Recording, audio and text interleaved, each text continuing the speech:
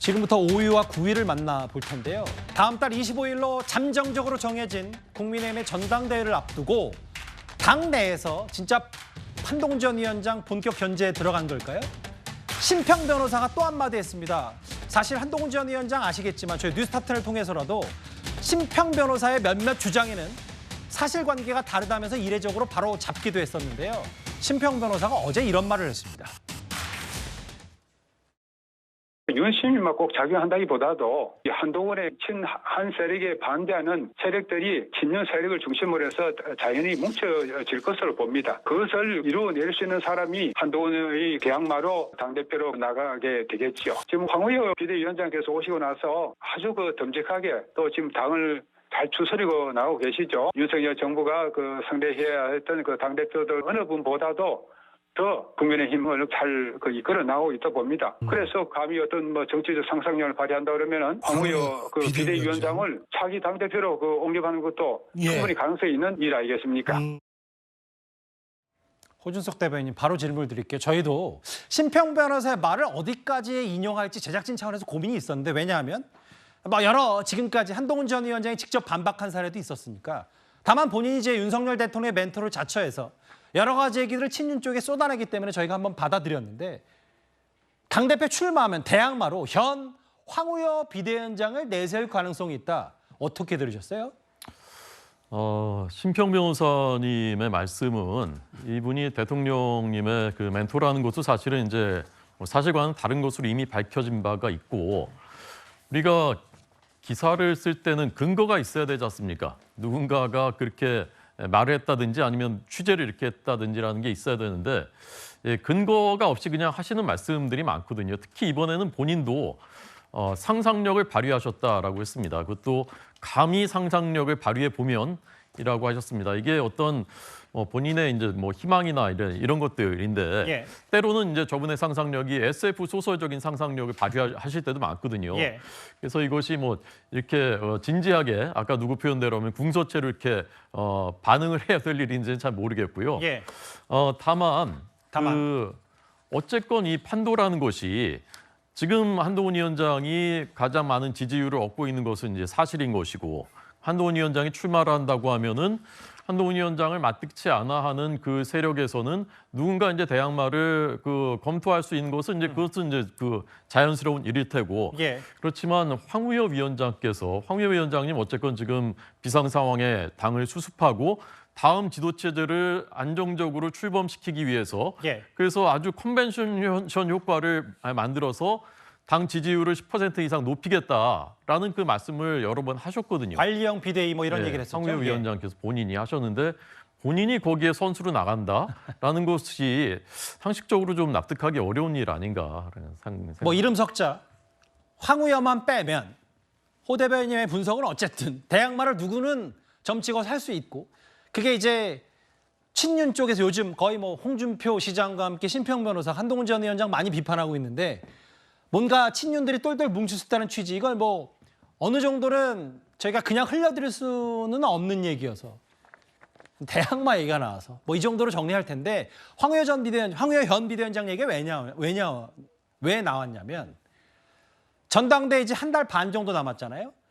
국민의힘이 전당대회를 하면 선거 1등이 당대표를 맡고 2등이 수석 부대표를 맡는 2인 지도체제 도입 논의를 시작했다. 그래서 이게 절충형 아니냐. 요즘 자동차 중에 전기로도 가고 내연기관차 휘발로 들어가는 이 하이브리드 얘기 절충형 막 나오는데 허민 기자님.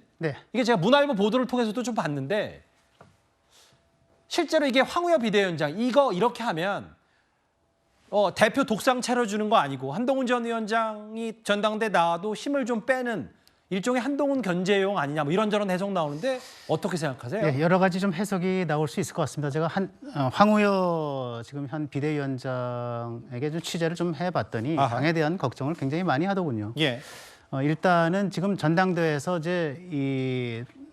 예컨대 누군가가 당대표가 현 체제에서 당대표가 돼서 또 이게 더군다나 여건이 안 좋은 또 범야권이 좀 192석이나 되는 192석이나 되는 이 굉장히 안 좋은 여건에서 누군가가 또 흔들려서 또 다른 비대위가 생기고 이런 식으로 당이 불안정하게 되면 정말 국민의힘은 미래가 없다라고 하는 생각을 하는 것 같고요. 예.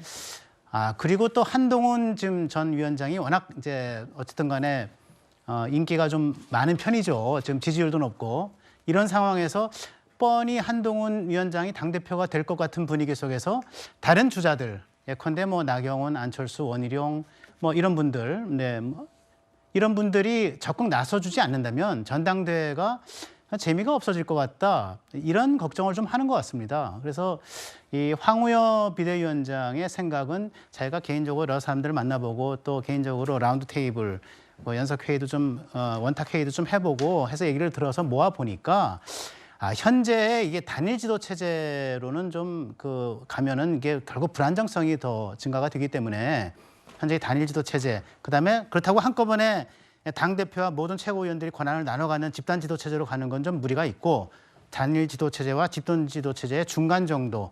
그래서 전당대회에서 당대표를 뽑고 그다음에 차점자를 부대표식으로 뽑는 또는 뭐 수석 최고위원으로 두는 이런 식으로 해서 2인 체제로 가는 것이 어떠냐.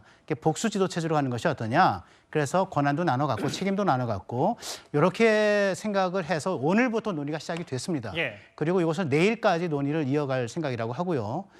그런데 지금 뭐 일단은 당선인 의원총회에서는 이게 집단 지도 체제로 가는 것은 맞지 않다 또는 복수 체제로 하는 것은 맞지 않다 이런 식의 의견을 모았기 때문에 그것을 쉽게 당론을 변경하기는 좀 어려울 것 같은데 어쨌든 황우여 이 비대위원장이 머릿속에는 지금 당을 걱정하는 그런 생각이 있는 것 같고요. 한편으로는 이러한 이제 복수 지도체 또는 이은 지도체제를 통해서 한동훈 1인 지도체제보다는 더 뭔가 이제 체크 앤 밸런스, 견제를 할 수 있는 구도를 만들어야 다른 당권 주자들도 좀 나설 수 있지 않겠느냐라고 하는 생각을 해보는 것 같습니다, 지금. 그러니까 이거예요. 그러니까 김진욱 대변인, 뭐 당내 원래 상대당이든 뭐든 당내 사정은 잘 아시니까 만약에 전당대회 한동훈 전 위원장이 나온다 치면 당선 가능성이 현재로서는 매우 높다. 그럼 당대표가 된다. 근데 이제 원래는 1인 당대표 체제였는데 2인으로 만들어버리면 여기에 뭐 아까 혹시 얘기하는 아까 호준석 대변인 얘기도 하셨지만 신평 변호사가 말한 대항마 친윤 쪽에 넣어버리면 한동훈 전 위원장 견제할 수 있지 않냐. 전당대회에 나오지도 않았는데 나올 사람 생각해서 뭔가 견제한다는 프레임. 이거 어떻게 생각하세요? 충분히 가능성은 있는 겁니다. 지금 허민 기자님께서 말씀 주셨던 것처럼 이 단일 지도 체제냐 집단 지도 체제냐에 따라서 이 대표의 그 권한이 상당히 달라지거든요. 그런데 좀 뭐 아무리 절충형 하이브리드라고 얘기를 하더라도 만약에 대표 부대표 체제가 되면은 이게 대표와 그냥 최고위원으로 뽑힌 거하고는 다를 겁니다. 그렇다면은 당연히 한동훈 전 비대위원장이 대표로 선임될 가능성이 높은 상황에서는 친윤계가 모여서 누구 한 사람만 세워서 부대표를 만들면 이 회의나 모든 당의 운영 중심이 한동훈 전 비대위원장한테만 가는 게 아니라 이거를 어쨌든 간에 나눌 수밖에 없는, 그래서 견제용이 될 수밖에 없는 그런 상황이기 때문에 아마 오늘 의원총회에서 쉽게 저런 이 절충형이라든지 복수의 지도체제를 받아들이지 못한다는 얘기가 나왔을 거고요. 예. 아마도 한동훈 전 비대위원장이 급격하게 비윤의 길로 가는 걸 막고 싶어하는 친윤계의 의지가 저기에 좀 담겨 있는 게 아니라는 생각은 좀 드네요. 글쎄요, 뭐 아직 근데 이제 물론 7월 25일 얼마 안 남았으니까 전당대회를 조금 뭐 제때하는 것도 뭐 이런저런 한동훈 전 위원장 관련된 여러 설들이 나오니까요. 장동혁 원내대변인, 과거 사무총장으로 한동훈 전 위원장 함께했던 장동혁 대변인이 어제 이런 말을 한 바가 있습니다.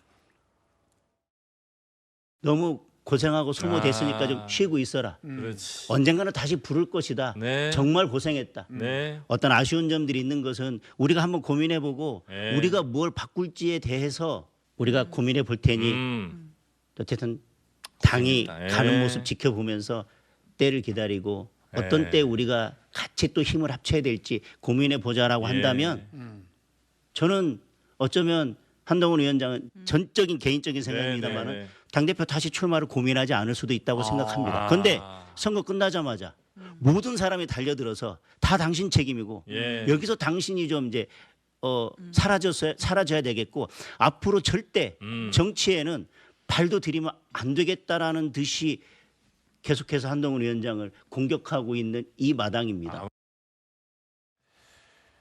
너무 여선왕 장관님 너무 그 모든 건 당신 책임이라 공격하는 마당 아닌가? 뭐 룰 부분도 뭐 그런 측면이 있다면 이거 어떻게 받아들이세요? 계속 이제 한동훈 책임론이 오히려 불면서 한동훈 등판론을 더 부각시켰다. 이렇게 이제 뭐 해석을 하고 있는데 장동혁 의원도 그런 취지에 이제 공감을 하는 것 같습니다. 특히 이제 장동혁 의원께서 당이 한동훈에게 고생했다 쉬어라 이러면은 출마 고민 안 했을 텐데 이 말씀은 지금 어쨌든 뭐 각종 여론조사에서 한동훈 전 비대위원장이 쉽게 말해서 당권 주자로서 가장 높은 지지율을 보이고 있기 때문에 당이 지금 원하고 있다. 이걸 또 바꿔서 또 말씀하신 것 같아요. 그래서 지금 장동혁 의원이 계속해서 이제 한동훈 전 비대위원장 대변인 격으로 이렇게 말씀을 많이 해주시는데 지금 이제 전당대회도 거의 코앞에 이제 앞두고 있고 한동훈 전 비대위원장 곧 출마 선언을 하지 않을까 이런 생각이 듭니다. 뭐 이제 내부 분위기는 한동훈 전 위원장이 지금 뭐 공식석상의 모습을 드러내지 않고 있지만 친윤 친한 이 부분 특히 뭐 총선 백서를 두고는 논란이 여전합니다.